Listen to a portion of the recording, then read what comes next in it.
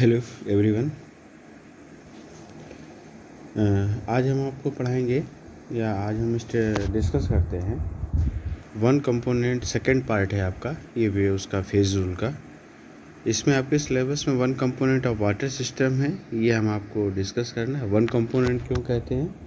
One component इस वजह से बोला जाता है क्योंकि liquid solid and vapour phase में सभी फेजेस में इसका जो केमिकल फार्मूला होता है वो कांस्टेंट रहता है, H2O ही रहता है। इस वजह से इसको वन कंपोनेंट सिस्टम जो है बोलते हैं। अब phase diagram of water consist, phase diagram का मीन्स है कि जो आपकी तीन फेजेस पाई जा रही हैं वो किस तरीके से एक दूसरे पर डिपेंड करती हैं, कैसे इक्विलिब्रियम में पाई जाती है। टेम्परेचर, प्रेशर, इनको हाउ टू अफेक्ट, कैसे अफेक्ट करता है, ये आपको इसमें स्टडी करना है। तो जो आपका वाटर है ये क्या करता है, इसमें 4 इक्विलिब्रियम आपकी पाई जाती है। 3 फेजेस होती हैं और 4 इक्विलिब्रियम आपका पाया जाता है। आइस, सबसे पहले हम वाटर से ही स्टार्ट करते हैं। तो वाटर अगर हम टेम्परेचर इसका कम कर देंगे तो आइस में आपका आइस के साथ इक्विलिब्रियम में होगा। टेम्परेचर इंक्रीज़ कर देंगे तो आइस आपका वाटर में कन्वर्ट हो जाएगी। वाटर अगर है तो उसका टेम्परेचर इंक्रीज़ कर देंगे तो वेपर में कन्वर्ट हो जाएगा। वेपर का टेम्परेचर अगर हम डिक्रीज़ कर देंगे तो आपका ये वाटर में कन्वर्ट हो जाएगा। तो पहला आपका ये है इक्विलिब्रियम। दूसरा इक्विलिब्रियम है आइस विद वाटर। तीसरा इक्विलिब्रियम है आपका वाटर विद वेपर। फोर्थ आपका इक्विलिब्रियम है आइस इक्विलिब्रियम विद वेपर। अब यहाँ पे आपका क्या होता है कि आपकी 3 फेजेस होती हैं और 4 इक्विलिब्रियम पाई जाती हैं। अब अगर देखेंगे तो ये आपका जो फेज़ है ये आपका टेम्परेचर एंड प्रेशर डिपेंडेंट है। ये जो है आपका pressure, temperature and pressure independent है, मतलब प्रेशर डिपेंडेंट है। इसका मतलब है कि इसमें आपका जो वेरिएबल्स हैं आपके 2 होंगे, एक टेम्परेचर होगा, दूसरा आपका प्रेशर होगा। अब यहाँ पे आप फेज रूल आप पढ़ चुके हैं। गिब्स फेज रूल आपका था F+P = C - C+2। F+P = C+2। तो अगर हम इसको लिखेंगे तो आप यहाँ पे आपका हो जाएगा F = C - P+2। अब इसमें देखेंगे अगर तो यहाँ पे हमें डिग्री ऑफ फ्रीडम ही हमेशा क्या करनी, कैलकुलेट करनी होती है। C आपका कंपोनेंट होता है। अब अगर वाटर सिस्टम की बात करेंगे तो इसमें आपका हमेशा जो C है वो आपका कांस्टेंट रहता है, तो आपका 1 ही रहेगा। फेजेस आपकी क्या होंगी? फेजेस आपकी 3 होती हैं, लेकिन हम किस स्पेसिफिक एरिया या इक्विलिब्रियम के लिए अगर हम निकाल रहे हैं उस पर डिपेंड करेगा। फेजेस आपकी वेरी करेंगी। 2 आपका जो है कांस्टेंट है। 2 क्या है आपका? कांस्टेंट है। डिग्री ऑफ फ्रीडम आपका जो होगा F, यहाँ पे हम इस तरीके से कैलकुलेट कर सकते हैं। तो अब यहाँ पे प्रेशर एंड टेम्परेचर आपके 2 ही फैक्टर हैं जो कि इसको अफेक्ट करेंगे। अब देखिएगा जो फेज डायग्राम है उसमें आपका एरिया पाया जाएगा, कर्व पाया जाएगा, उसके बाद में triple point, Meta stable curve, 4 आपके पार्ट्स इसमें पाए जाते हैं। अब एरिया आपका, सबसे पहले अगर हम एरिया की बात करते हैं या सबसे पहले हम इसमें से कर्व्स की बात करते हैं तो ए का इसमें देखेंगे कर्व आपका जो पाया जा रहा है OA कर्व है। OA कर्व है, इसमें आप अगर ध्यान से देखेंगे तो इसमें आपको सभी को इसी तरीके से कैलकुलेट करना है। अब अगर आपका OA, ये देखिएगा ये आपका फेज डायग्राम है। ये एक तरफ आपका ये आपका प्रेशर, यहाँ पे इसमें आपका देखेंगे अगर तो ये आपका प्रेशर इंक्रीज़ कर रहा है और यहाँ पे आपका ये जो है ये टेम्परेचर इंक्रीज़ कर रहा है। ये क्या है? टेम्परेचर है। अब आप यहाँ पे देखेंगे अगर तो सिस्टम में अगर देखेंगे तो यहाँ पे आपका क्या हो रहा है कि अब हमें ये देखना है कि किस टेम्परेचर और किस प्रेशर पर आपका क्या हो रहा है कि यहाँ पे आपके उपस्थित होंगे। तब यहाँ पे आप देखिएगा कि कर्व आपका अगर देखें O आपका जो है ओरिजिन ऑफ कर्व है, OA ये आपका कर्व है, OA कर्व है। जब OA कर्व है तो इसमें आपकी क्या हो रही है कि जैसे जैसे हम क्या कर रहे हैं, टेम्परेचर हम क्या कर रहे हैं, अगर बढ़ा रहे हैं, टेम्परेचर क्या हो रहा है? इंक्रीज़ कर रहा है। ए की तरफ जाने में टेम्परेचर आपका इंक्रीज़ कर रहा है। तो ये आपका प्रेशर पहले क्या होता है कि आपका एक कर्व्ड फॉर्म में इंक्रीज़ करता है, उसके बाद में आपका एक स्ट्रेट फॉरवर्ड इंक्रीज़ करता है। अब इसमें यहाँ पे आप देखेंगे तो ये जो आपका कर्व जो पाया जा रहा है, इस कर्व पे आप अगर सीधे सिंपल से देखेंगे तो इसमें आपकी ये देखिएगा, ये आपका वाटर है, ये आपका वेपर है। तो हम इस वाटर का अगर टेम्परेचर बढ़ाएंगे, टेम्परेचर क्या करेगा, इंक्रीज़ करेगा। तो वाटर का टेम्परेचर इंक्रीज़ करेगा तो किस में कन्वर्ट हो जाएगा, वेपर में कन्वर्ट हो जाएगा। और जब वेपर में कन्वर्ट हो जाएगा तो उसका प्रेशर जो है वो आपका रिड्यूस करेगा। अगर आप देखेंगे जैसे जैसे प्रेशर आपका इंक्रीज़ कर रहा है तो आपकी वेपर क्या हो रही है, वेपर आपकी फेज डिक्रीज़ कर रही है। ये आपका प्रेशर ऐसे इंक्रीज़ कर रहा है, जब जैसे प्रेशर इंक्रीज़ कर रहा है तो आपका वेपर जो है वो आपकी डिक्रीज़ कर रही है और आपका जो वाटर है वो आपका इंक्रीज़ करता जा रहा है। यहाँ से यहाँ तक आप देखेंगे तो वाटर आपका इंक्रीज़ करता जा रहा है। तो अब आप यहाँ पे क्या देखेंगे कि अगर आपका वाटर और वेपर इस फेज़ में इक्विलिब्रियम में पाई जा रही हैं, अब अगर वाटर और वेपर दोनों आपकी इक्विलिब्रियम में पाई जा रही हैं तो यहाँ पे आप देखेंगे ए पॉइंट तक, ए पॉइंट का टेम्परेचर देखिएगा, यहाँ पे आपका दिया गया है 374 डिग्री सेंटीग्रेड दिया जा रहा है, 374 डिग्री सेंटीग्रेड है। अब उसके बाद में यहाँ पे आप देखेंगे तो आपका जो प्रेशर है वो आपका 218 एटमॉस्फेयर mmHg है।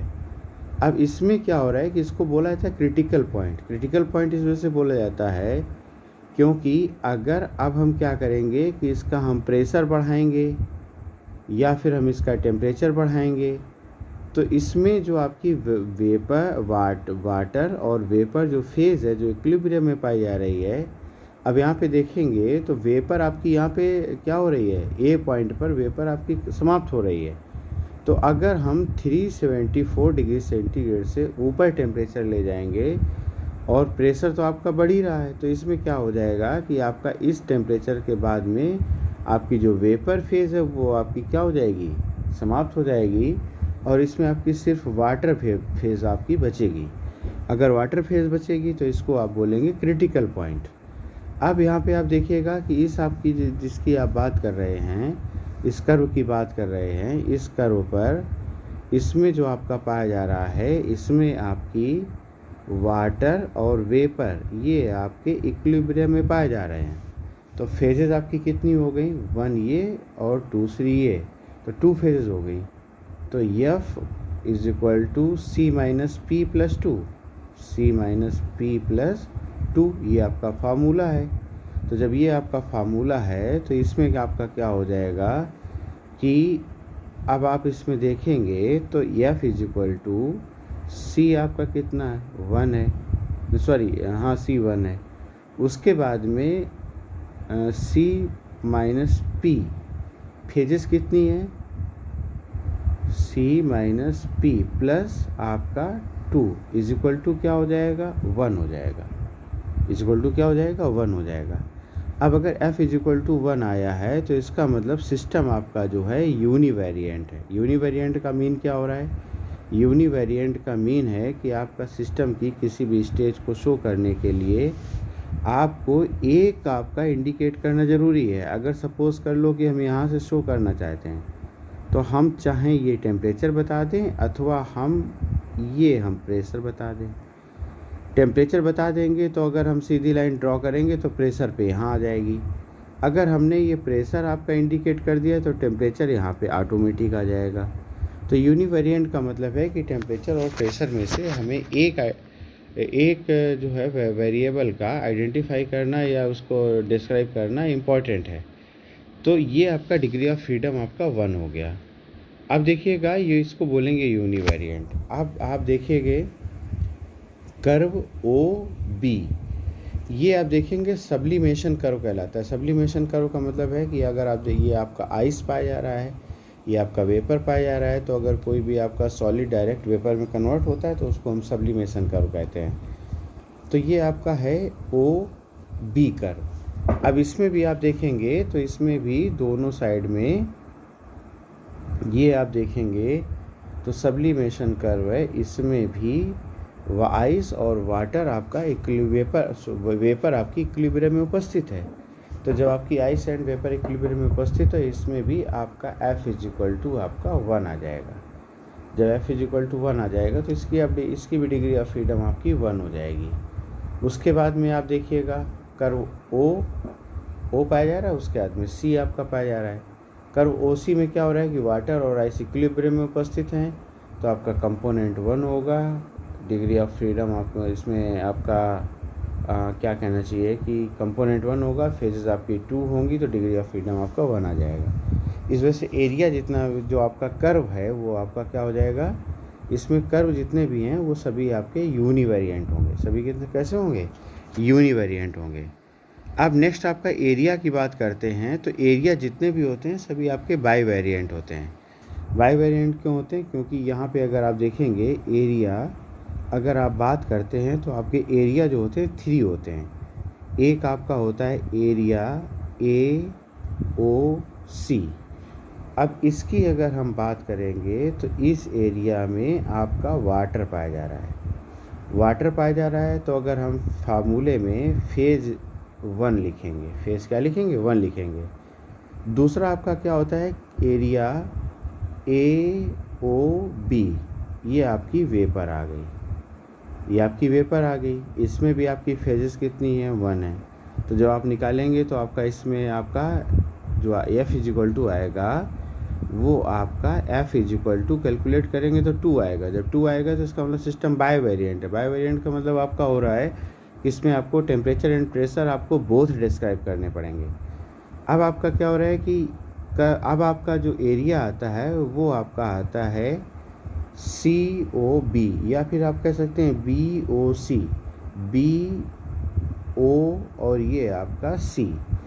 अब इसमें आप देखेंगे तो ये आपकी यहाँ पे आइस फेज़ आ रही है।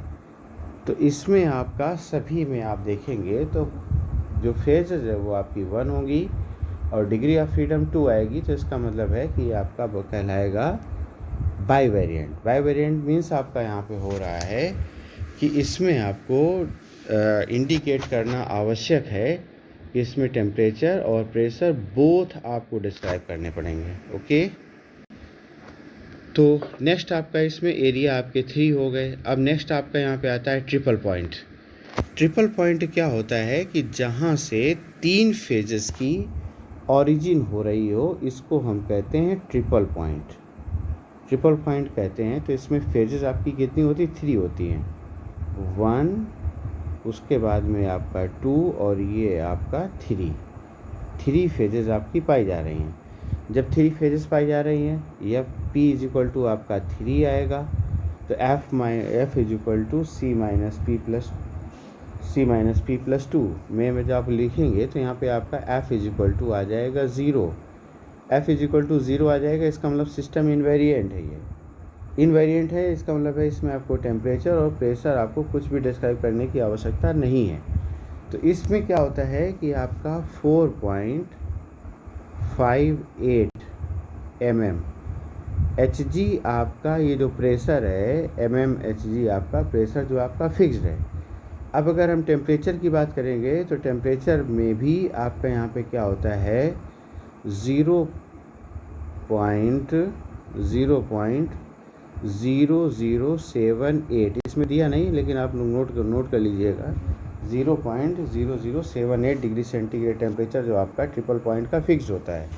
तो जब भी टेम्परेचर फिक्स्ड है, प्रेशर फिक्स्ड है, तो हमें यहाँ पे ना टेम्परेचर बताने की नीड है ना ही प्रेशर बताने की नीड है।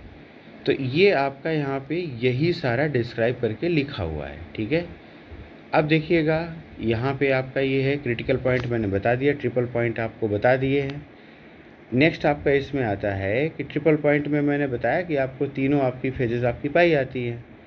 नेक्स्ट आपका यहाँ पे आता है मेटास्टेबल कर्व। मेटास्टेबल कर्व आप देखें जो OA प्राइम जो कर्व है इसको आप मेटास्टेबल कर्व बोलते हैं। अगर आप देखेंगे तो AOA प्राइम ये आपका जो कर्व है यहाँ पे आपको दिख रहा होगा साफ, ये आपका OA कर्व जो है ये आपका मेटास्टेबल कर्व कहलाता है। ये क्या कहलाएगा, मेटास्टेबल कर्व कहलाएगा। अब अगर आप देखेंगे मेटास्टेबल कर्व क्या है, एक तरफ आपकी आइस है, दूसरी तरफ आपकी वेपर है। अब इसमें आपका क्या हो रहा है कि थोड़ा सा भी परिवर्तन होगा तो ये आपका जो कर्व है जो डॉटेड लाइन के द्वारा शो इंडिकेट हो रहा है वो आपका शिफ्ट हो जाएगा कर्व OB पर, इस पर शिफ्ट हो जाएगा। थोड़ा सा भी चेंजेस अगर होंगे तो आपका कर्व OB में आपका ये शिफ्ट हो जाता है। तो इसमें आपका कहा जा रहा है कि if pure water is taken and we have provision to separate and ice crystals, अगर आप देखे होंगे जो क्रिस्टल्स आइस के जो क्रिस्टल्स बनते हैं, अगर हम प्योर वाटर लिया है, अगर आपने फ्रिज में पानी रखा होगा तो देखा होगा कि जमने से पहले उसमें क्रिस्टल्स जैसी संरचना आपकी बनती है।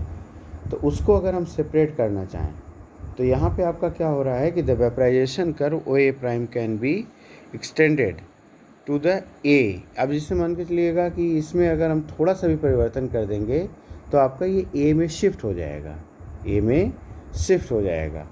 अब इसमें आपकी equilibrium of water vapour mixer much below 0 degree centigrade without O A and the phase diagram is called metastable curve.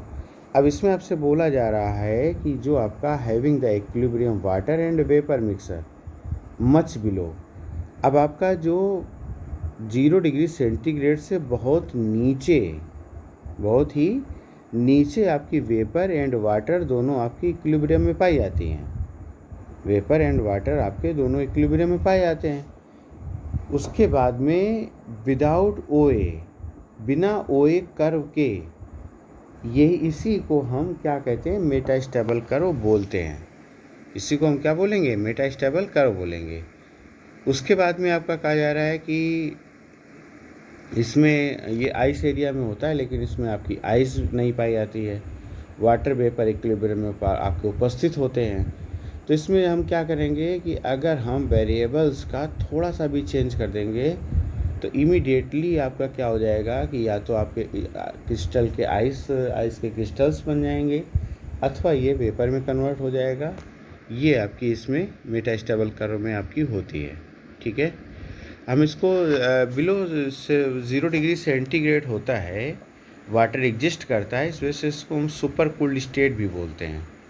इस वजह से इसको सुपर कूल्ड स्टेट भी बोला जाता है। ठीक है, तो अभी आज आपको इतना ही करना है, उसके बाद में फिर नेक्स्ट टाइम मिलते हैं। इसमें जो न समझ में आए फिर बाद में बात करें।